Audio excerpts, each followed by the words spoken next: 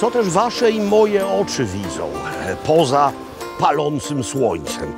Otóż lustro Morza Karaibskiego i dzikie plaże półwyspu Yucatan. No i właśnie takie miejsca, a również wiele innych możecie odwiedzić dzięki serwisowi wakacje.pl, który jest partnerem dzisiejszego, mam nadzieję, wspaniałego odcinka.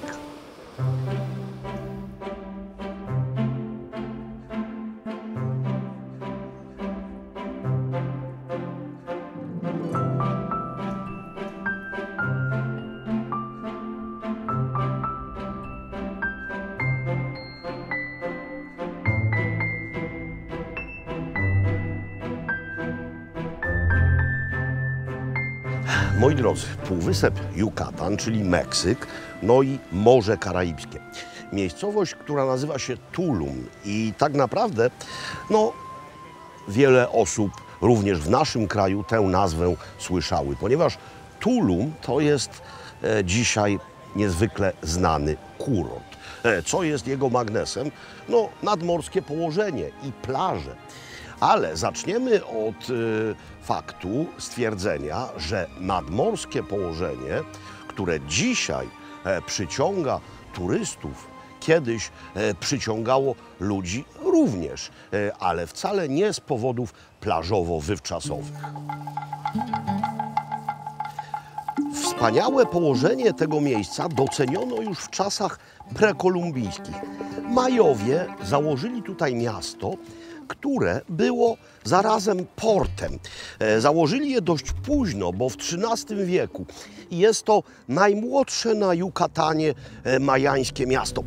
Jeśli mówimy o miastach, no bo tak często mówimy, oglądając te ruiny, to musimy pamiętać, że to, co do naszych czasów pozostało, budynki murowane, to są tylko fragmenty tych miast. To nie jest miasto, ponieważ miasto jako takie było drewniane. Dachy były zrobione ze strzechy, pewnie palmowej. To są budynki ceremonialne, albo świątynie, albo pałace możnowładców. No ale jakby nie było, to coś robi wrażenie ogromne. Miasto nie było wielkie, ale pamiętacie, XIII wiek, czyli to był schyłek świetności kultury Majów. Tak naprawdę początek jej upadku, epoka majańska postklasyczna. Wszędzie dookoła były mury. Ale co jest niezwykle ciekawe, nie były to mury obronne, to znaczy nie miały one powstrzymać nieprzyjaciół z zewnątrz. To były niejako mury kastowe.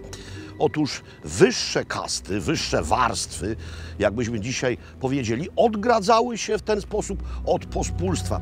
I wewnątrz murów były jeszcze jedne mury. No bo co mamy tam? To się co prawda nazywa El Castillo, tak to nazwali Hiszpanie, czyli zamek. No ale nie jest to zamek, to jest świątynia.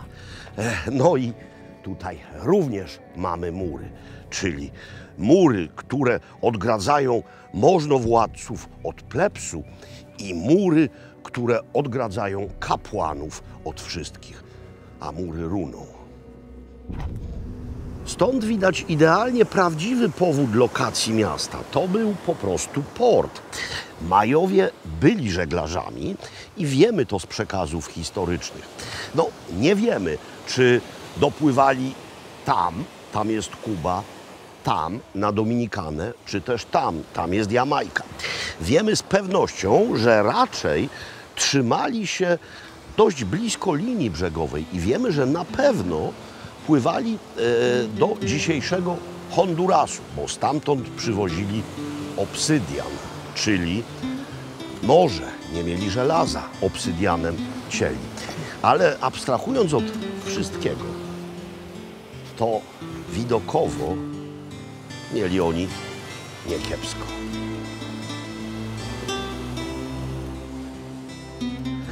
Ciekawa jest historia związana z genezą nazwy półwyspu. No, jest to prawdopodobnie pomyłka językowa. Hiszpanie wcześniej już byli na Kubie, wcześniej byli na pobliskich Wyspach Karaibskich, zanim wylądowali właśnie tutaj, na Yucatanie, który jeszcze wtedy Yucatanem nie był. No i Prawdopodobnie na którejś z takich plaż stała grupa Majów. Dostrzeżono ich z przepływającej hiszpańskiej jednostki, spuszczono łódź. Przypłynęli hiszpańscy marynarze i po kastylijsku zapytali się, co to za ziemia. A ci na to po majańsku odpowiedzieli Yucatán, czyli czego chcesz. Na co Pedro powiedział, zaraz, niech zanotuje. Wziął notesik, przekręcił nazwę, myśląc, że Yucatán to nazwa tego miejsca. Wpisał Yucatán. Tak zostało. Świetna historia. Czy prawdziwa? Nie wiem.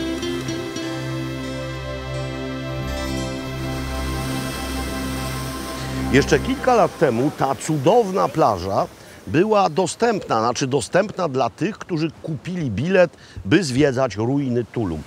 Dzisiaj jest zamknięta. Nie da się zejść na sam dół i tam się kąpać. Ale wiecie, czego tutaj nie brakuje? No pięknych plaż, więc plażami zajmiemy się jeszcze.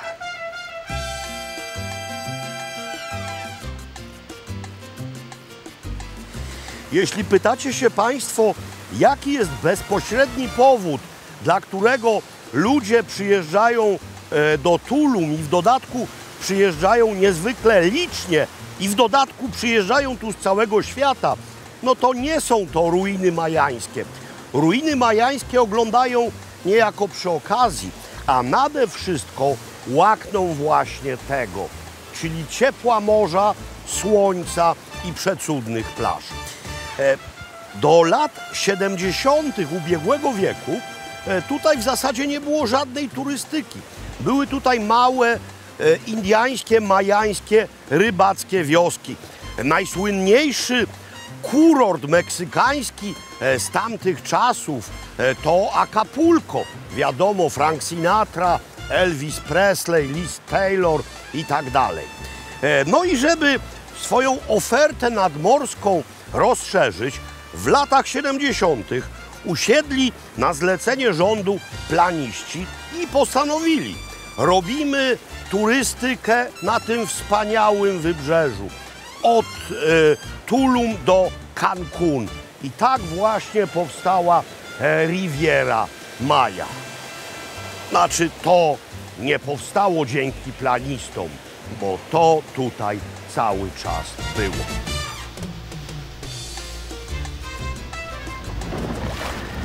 Jak widzicie, wypływamy na przejażdżkę łódkową. Zapomniałem wziąć z hotelu gaci kąpielowych, więc musiałem je kupić. No i po pierwsze, są one za ciasne. No może niekoniecznie w pasie, ale tutaj w udach. Wszystko teraz robią na jakichś wyszczuplonych dryblasów. A po drugie, pływanie tutaj jest obowiązkowe w kapokach. No i kompletnie tego nie przewidziałem. Kolorystycznie mi kapok do gaci nie pasuje, ale jakoś to musicie wytrzymać, bo nie chcę was epatować teraz swoim strojem, lecz chcę was epatować tym, co zobaczymy. Płyniemy w stronę majańskich ruin. Ruiny majańskie za mną, Morze Karaibskie pode mną i wokół mnie, w sercu spokój, a za chwilę prawdziwy cel naszej wycieczki. No bo oczywiście warto jest się temu przyjrzeć wszystkiemu z morza, ale jest tu rzecz, dla której również dla niej, poza pięknem przyrody, przybywają miliony chcących tę rzecz podziwiać. 400 mniej więcej metrów od plaży zaczyna się rafa koralowa. Druga największa na świecie barierowa rafa koralowa po australijskiej. Ciągnie się od Hondurasu aż do granic Zatoki Meksykańskiej, mniej więcej do Cancún. W związku z tym, co się tutaj robi? No, nurkuje się, żeby podziwiać żyjące w niej zwierzęta. Nurkuje się no tutaj w sposób określony, jeśli się to robi z grupą zorganizowaną. Po pierwsze, trzeba mieć kamizelkę. Chodzi o to, że ci ludzie biorą odpowiedzialność za gości, nie wiedzą, czy ktoś umie pływać, ale jeszcze o jedną rzecz chodzi. Chodzi o to, by nie schodzić na dół i nie zakłócać za bardzo tego ekosystemu. No i właśnie, cóż, żółw jest. Dobra. Wszystko jest. Zaciaste gacie, sapliście.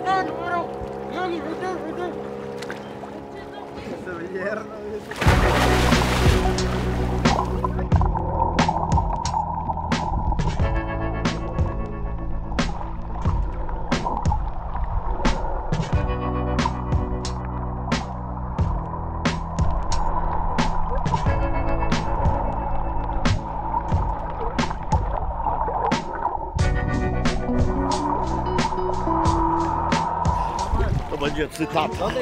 Dwa karasie i okonka.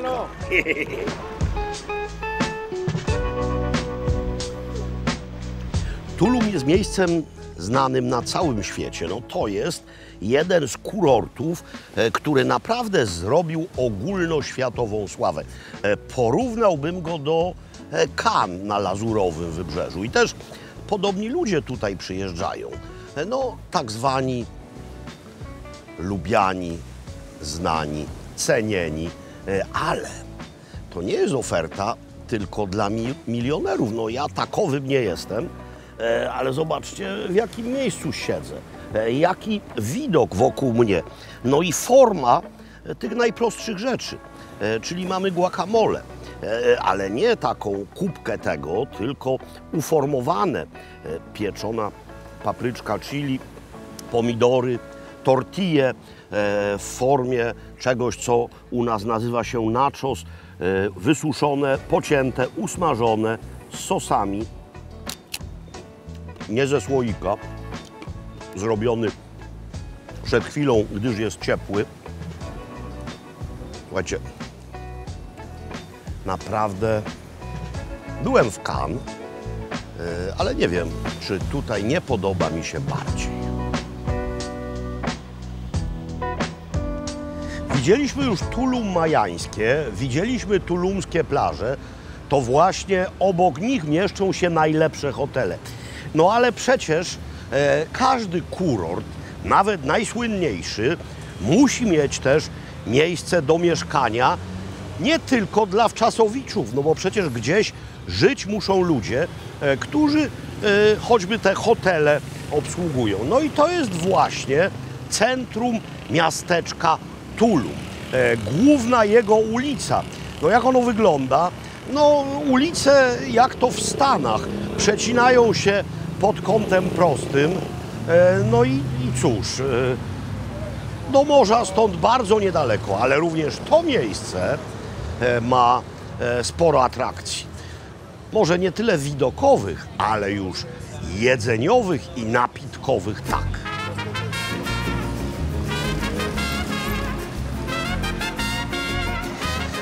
Niezwykle proste miejsce dla miejscowych głównie, choć oczywiście nie przeprowadzają selekcji przy drzwiach i obcokrajowców również wpuszczają. To jest mianowicie Taqueria Honorio. Taqueria, czyli miejsce specjalizujące się w tacos.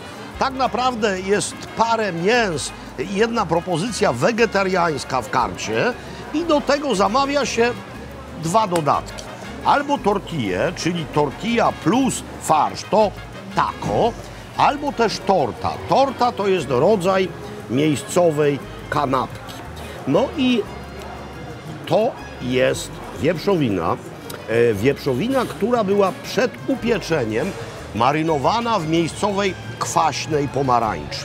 A to jest lechon. Lechon to mleczny prosiak. Podawany z kawałkami smażonej w głębokim tłuszczu wieprzowej skóry. Czy to jest ostre? Nie. Na czym polega kuchnia meksykańska? Otóż polega ona na tym, że danie samo w sobie tak naprawdę nigdy nie jest ostre, jeśli się go nie doostrzy, bo piekielnie ostre są dopiero dodatki.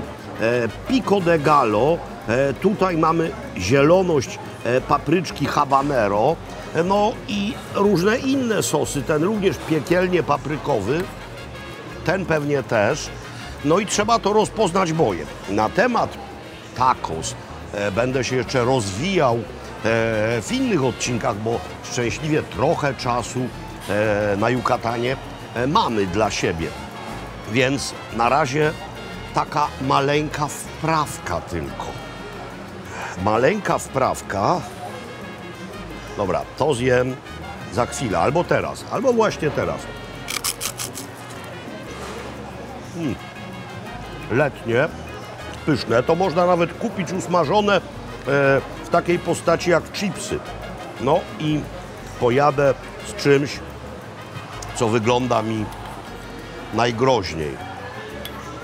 Czyli podejdę do tego z tym na początek.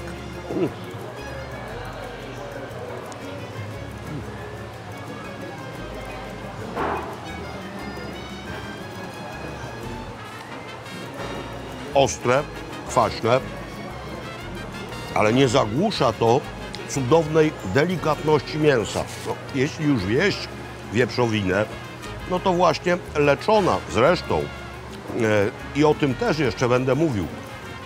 Tutaj żyje bardzo ceniona rasa świń, będąca krzyżówką świni iberyjskiej czarnej ze świnią też czarną, znaną z Wietnamu na przykład. Świetne. Świetne, a smakuje doskonale przepite miejscowym piwem. Wepchałem tam już lemonkę. Teraz to.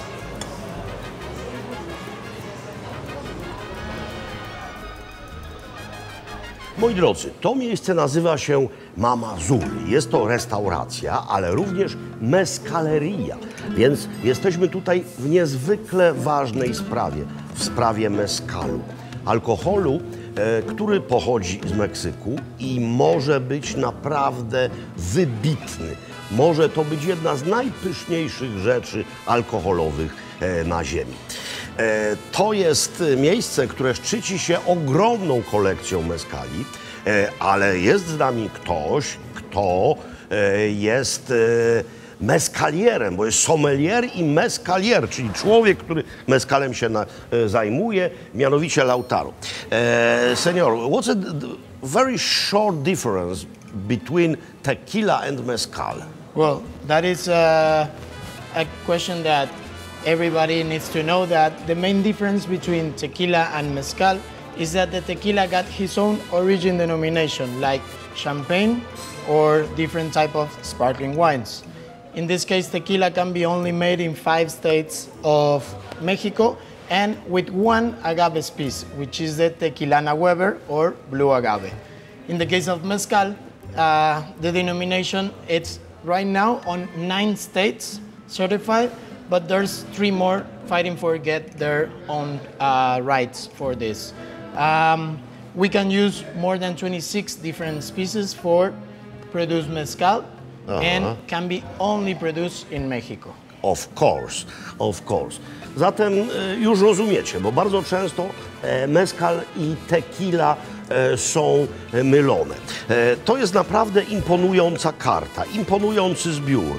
No bo zobaczcie, tutaj mamy na przykład wszystkie gatunki agawy, z której mezcal można zrobić, opisane. Mamy też ogromne mezcalowe menu. How many bottles of different mezcal have you got? 303? Yeah, our collection is made with more than 360 bottles from 15 different states of Mexico. I to jest ważna informacja, ponieważ mamy stany, które są certyfikowane, ale mezcal robi się również w innych stanach i to jest pewnego rodzaju ułomność prawodawstwa. No tak jak z Super Toskanem na przykład. No mamy określone prawo, które pozwalało robić wino tylko w tym miejscu i w ten sposób. No i w związku z tym producenci wina w Toskanii świadomie zaczęli nazywać swoje wino winem stołowym, bo nie mieściło się w ramach apelacji. Mamy tutaj degustacje przeróżne. No i ja sobie wziąłem taką dość skromną, ale myślę, że na dzisiaj wystarczającą. Mamy tu opisane, jak się dany mezcal nazywa, mamy stan, mamy nazwy agawy, zarówno w języku lokalnym, jak i w ogólnohiszpańskim i mamy w końcu osoby, które dany mezcal wyprodukowały. I to jest ważne. This is female stuff only. Yes, these are 3 different mezcal from our collection. They are produced by women from 2 different states of Mexico. Sorry. We have first an ancestral mezcal from the state of Oaxaca, which is the main producer of mezcal in the entire country of Mexico. We're gonna follow by a different place in Oaxaca, and we're gonna finish with a special mezcal from the state of Durango, which is up north in Mexico. Which is your favorite mezcal? Yes. From that? Which one is your favorite? This one is my favorite from the 3 that we So do presented we have to here. start from that one? No, we're gonna save the best for last. Okay, so first one. Here, we're gonna have one very important thing.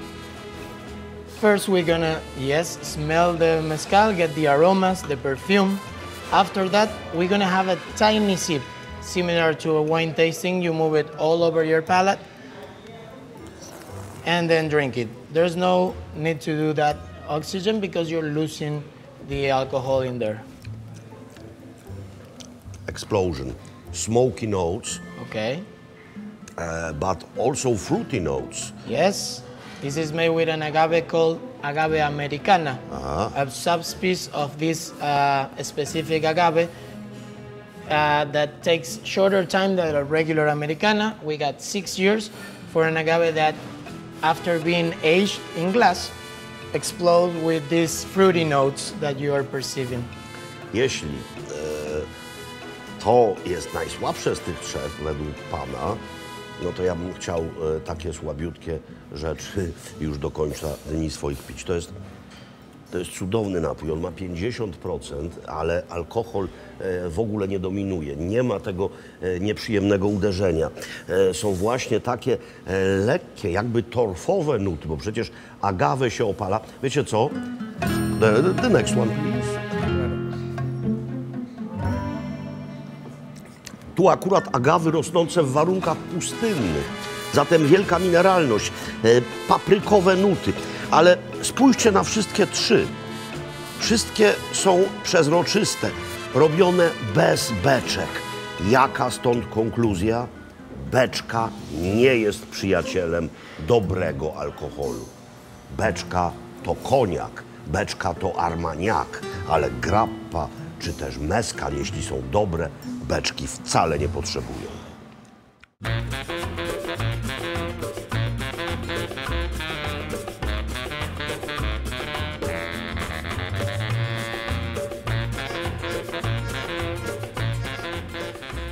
Moi drodzy, dzisiaj nigdzie się nie ruszamy, więc to idealna okazja, by pokazać Wam naszą bazę do zwiedzania Tulum i okolic. To miejsce nazywa się Dreams Tulum Resort and Spa. Jest kompleksem hotelowym, który jest w ofercie wakacje.pl. No więc ten ogląd może Wam się przydać, jeśli planujecie podróż na Yucatan. Ważna uwaga, to co mam na t-shircie nie oznacza, że zapisałem się do jakiejś krwiożerczej sekty. To jest po prostu jeden z najważniejszych symboli Meksyku. Wczoraj sobie kupiłem tę koszulkę. Przeczytajcie choćby Pod wulkanem albo obejrzyjcie, jest też film. A jak wstaniecie rano, to zawsze zjedzcie śniadanie. Tutaj restauracji jest 7, ale śniadania podają tylko w jednym miejscu, do 11.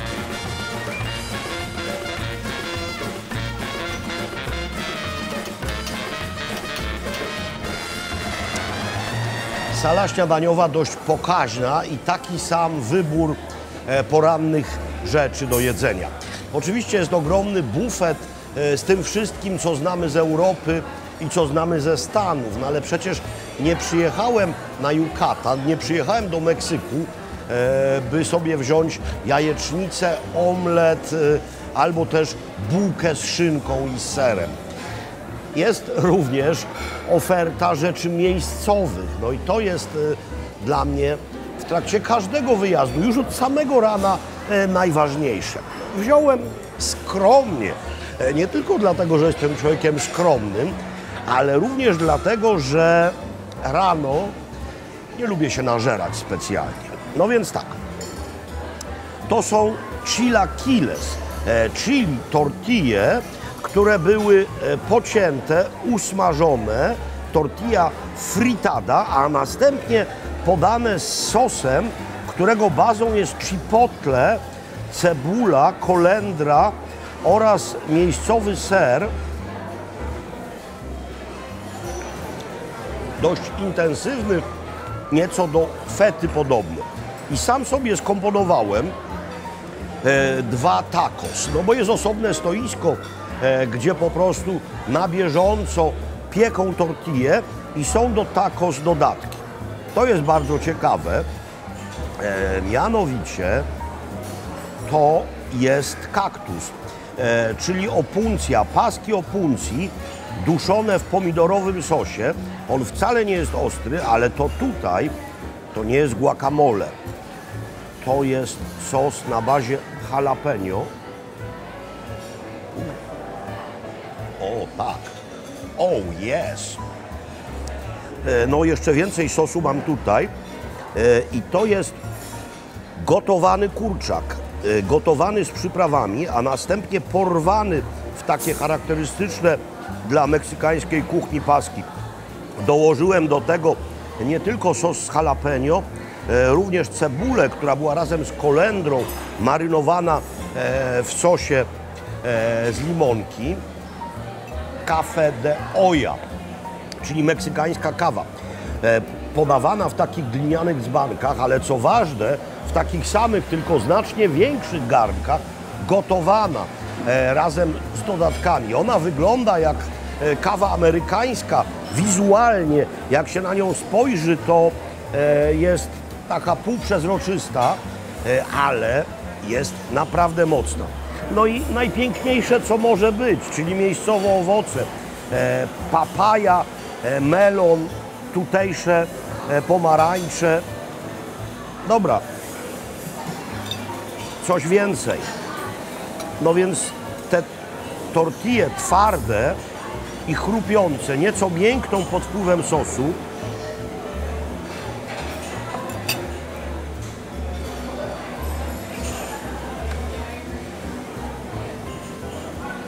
To jest po prostu orgiastycznie dobre. Jest chrupkość, jest kwasowość zarówno od sera, jak i od limonki. Jest w końcu kop jalapeno. Tak zaczynać dzień, to ja rozumiem. Kompleks zajmuje wielką przestrzeń i w pierwszym dniu trochę tutaj błądziłem, no bo to nie jest taki pomysł, że się stawia jeden duży, wielopiętrowy budynek z pokojami dla gości. To jest wzorowane na dawnych hiszpańsko-meksykańskich haciendach, czyli haciendach, jak się w Polsce mówi. No więc mamy takie czworoboki i mamy budynki jednopiętrowe. I każde z takich pomieszczeń z balkonem to jest pokój, zarówno na dole, jak i na górze. Ale są jeszcze miejsca wyróżniające się. Choć większość światowych konstytucji stwierdza, że wszyscy ludzie są sobie równi, to jak doskonale wiemy, zasada ta niekoniecznie sprawdza się w hotelarstwie. W hotelarstwie więcej najczęściej oznacza drożej. W tym wypadku więcej to to, co jest na parterze. Mianowicie pokoje, które mają bezpośrednio z ganku dostęp do swojego prywatnego basenu. No więc od razu Wam mówię, że ja jestem na piętrze, to jest mój balkon, to jest mój hamak, nie skaczę tutaj z piętra na główkę do nie mojego basenu w dole, a w dodatku te baseny, mimo że prywatne, mimo że do dyspozycji gości tylko z tamtych pokoi, nie są wyposażone w coś, co pewien basen, który jeszcze dzisiaj zobaczymy. Do morza z mojego hamaku jest mniej więcej 300 metrów. To jest plaża należąca do hotelu, a to wszystko wokół to jest Park Narodowy Tulum, czyli tam mamy rafę koralową, tutaj mamy piękne wybrzeże, mamy dżunglę, mamy lasy namorzynowe, no nie w tym miejscu, ale w ogóle tutaj. No i generalnie mamy nie najgorszą sytuację i mam nadzieję, że dorównam kulinarnie trochę temu anturażowi, choć będzie to gotowanie bez gotowania. No bo zobaczcie, mamy taki akwen, Morze Karaibskie, no i w nim ryby, no i teraz potworny upał, no i sposób, by jakoś zjeść te ryby, ale nie w panierce z frytkami. No więc wymyślono, nie tu, w Ameryce Południowej wymyślono ceviche. Dwa kraje wiodą spór o to, skąd ceviche się wzięło, mianowicie Peru oraz Ekwador. Ale jedno jest pewne, że w Meksyku ceviche jest również dzisiaj jedną z narodowych potraw. Powiedziałem gotowanie bez gotowania. No tak, bo mamy sok z wszechobecnej tutaj limonki, wellimetki i właśnie ten sok, ten kwas w tym zawarty sprawia, że ryba albo owoce morza no, ścinają się. No więc wszystko jedno, z czego robimy ceviche, jaka to jest ryba, czy też jaki rodzaj jest to owoców morza, trzeba zacząć od jednej konkretnej rzeczy. Mianowicie należy wycisnąć mnóstwo limonkowego soku.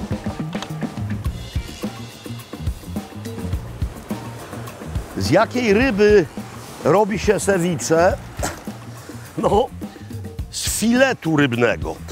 Co to będzie? No to może być tuńczyk, jakaś czerwona ryba, łosoś. Biała ryba jest delikatniejsza. W naszych warunkach nawet dorsz sprawdziłby się wyśmienicie. Zobaczcie, mam to tutaj na lodzie.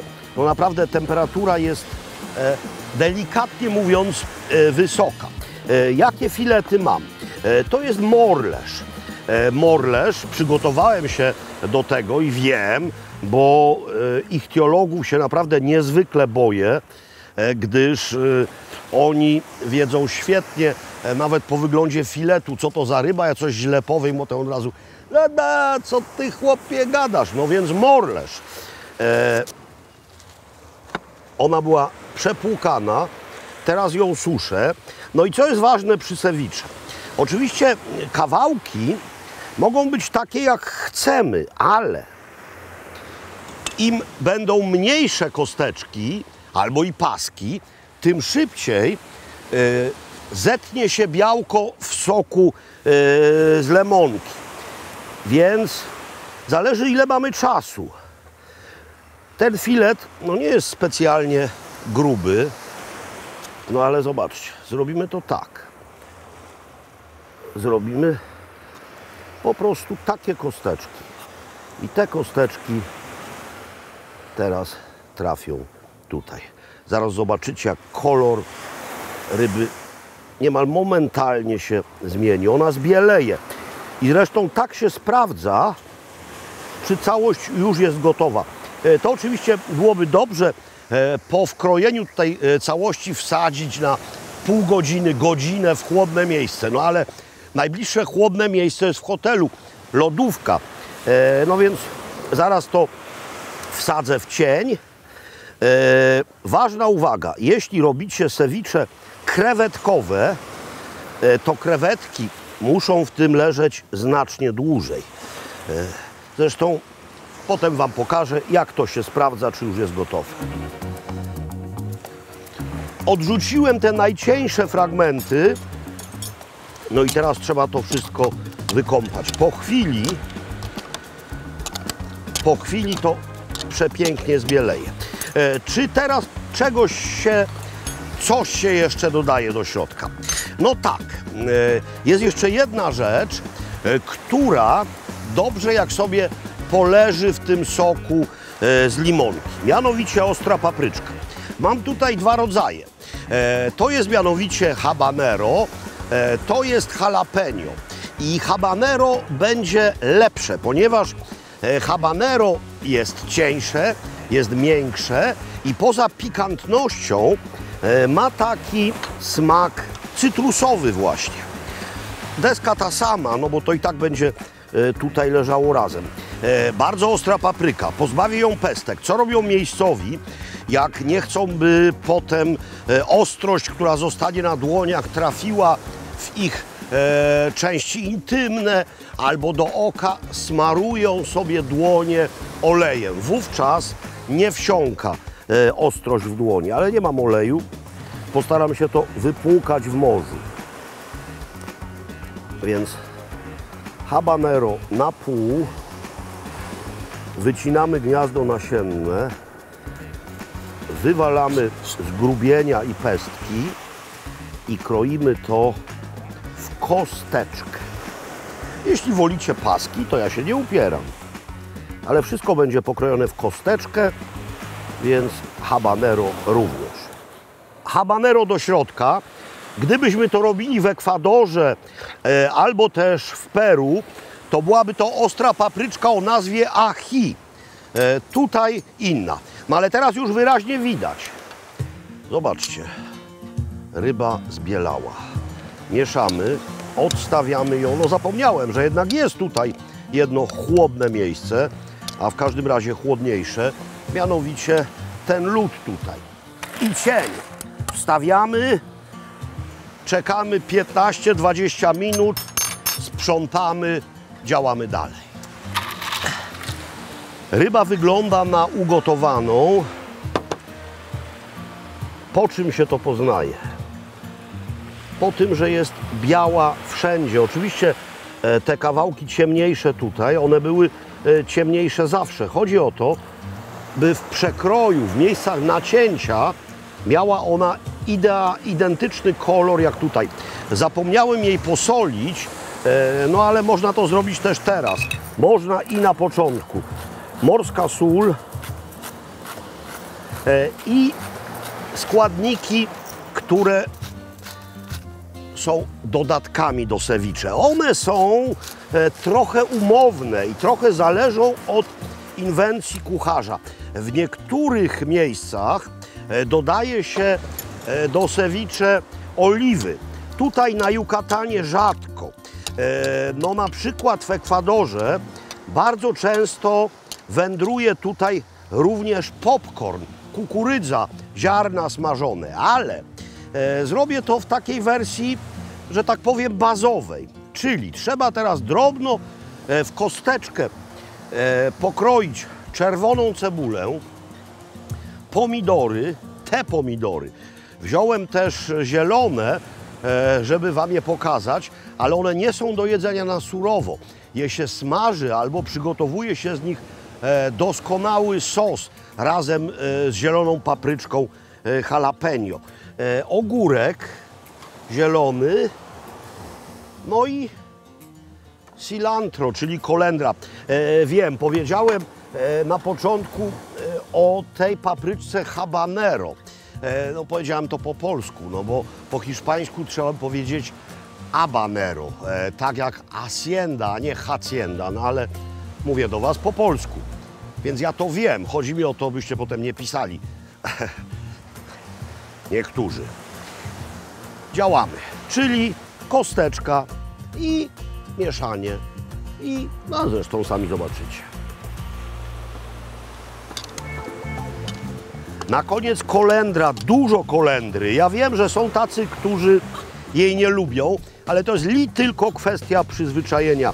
Kolendra dodaje tego cudownego, cytrynowego posmaku. Więc jeszcze raz, filety z białej ryby, zamarynowane w sosie, który został zrobiony z soku z limetki. Do niego doszła papryczka habanero, habanero, sól, a potem drobno posiekane w kosteczkę jarzyny. Czerwona cebula, może być i biała, pomidor, ogórek i właśnie kolendra. Znam takich, którzy dodają do tego słodkie ziemniaki, czyli bataty. O popcornie już mówiłem. No w ogóle jest tutaj mnóstwo, ale to mnóstwo możliwości. To jest cudowne, odświeżające danie. A co z tym zrobił Meksyk? Jaki jest jego wkład? No, chodzi o dodatki. To jest mokre, więc gdyby to podać na zwykłej tortilli, to tortilla by się rozmoczyła, ale mamy fritadę, czyli tostada. Idealny dodatek do ceviche. Zresztą właśnie tutaj w hotelu tak mi ceviche podano. Ryba była pokrojona w trochę mniejsze kawałki, no pewnie po to, żeby się szybciej zamarynowała, ale to nie ma żadnego znaczenia. Zobaczcie jak to cudnie wygląda. Tortilla nie przemoknie, a przynajmniej jeśli miałaby przemoknąć, to wcześniej ją zjem. Tak to wygląda, szerzej na sprawę patrząc.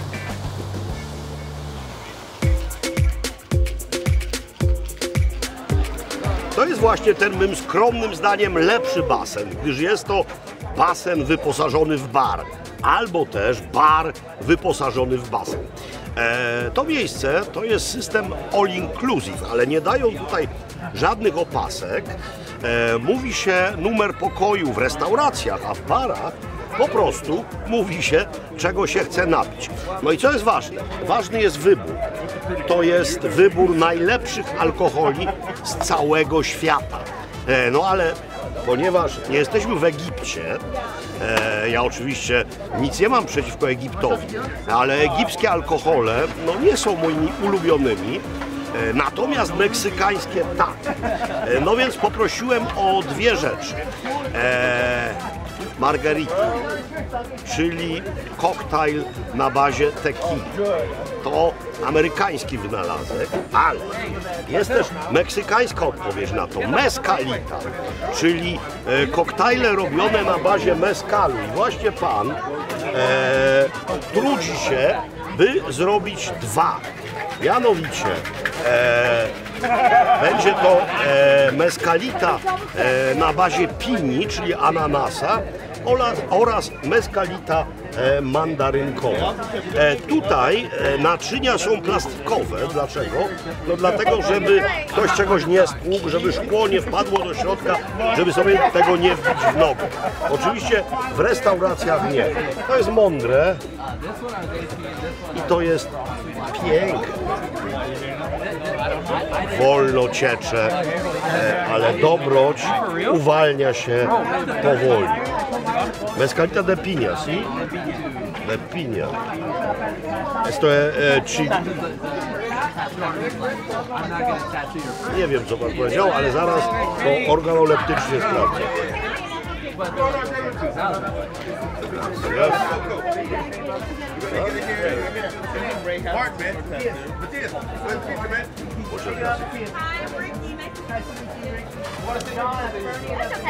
A! Kwaśne, jakby seler. Dobra, nie mam pojęcia, co to jest, ale ważniejsze jest, co jest w środku. ¡Viva México, papá! Viva Mexico. Jakże trudno się z tym nie zgodzić, zwłaszcza mając w ustach coś takiego. Świeży, zgnieciony ananas, mezcal, limonka.